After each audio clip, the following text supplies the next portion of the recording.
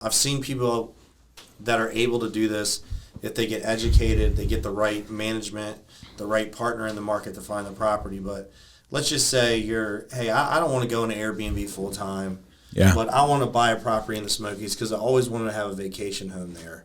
So is it possible to do something like that, whether it's Florida, Arizona, market indicative, obviously, but where they can go in, buy it, use it for when they want to use it through the year, not necessarily make a ton of money, but maybe break even or cover a ton of their costs. So it's almost taking care of their second home for them without them being out of pocket a ton of money. Yeah. So that's are you asking if that's possible? Yes. Yeah, it's definitely possible, and it's actually more plausible than anything. Yeah. If you my properties, I've stayed in, and I've got, dozen plus. Yeah. And I'll buy some, sell some. So I always stay a dozen plus properties.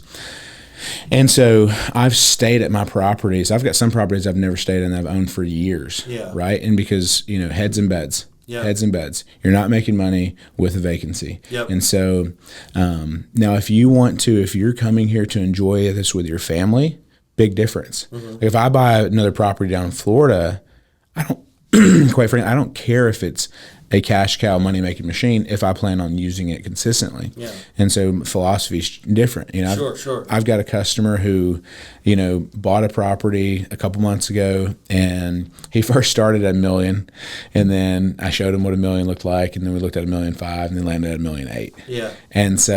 And it was funny because he wanted for personal use too. Yeah, it is. He was like, I'm gonna. It's like he didn't know what he wanted, right. But he's like, I want to do it for, my family, but I also want to, want it to pay for itself. Mm-hmm. And then he was like, I wanted to make money. Yeah. But really, he wanted it for his family, and he didn't want it to pay for his toy. Right. Mm-hmm. And a lot of people just want to have that. They want to tell their buddies, man, I got this second home in the Smokies, or I got this second home in Sedona, or I've got this second home in, in St. Pete or Destin. And so, that's actually more probable because there's a level of strategy behind that, just like everything. That if you are staying in it during peak season, well, just know you may be losing $7,000. Yeah.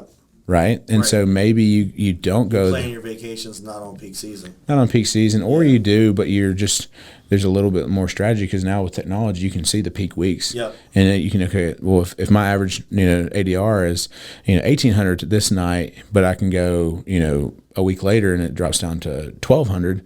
Well, that's a $600. That makes sense. $600 a day, you know what I mean? It's like move your vacation a week, right? So we see a lot of people do that, that have that want expendable or want a second home, but they just don't want to go out and, have another $6,000 a month payment. Right. They want somebody else pay for it. Yeah.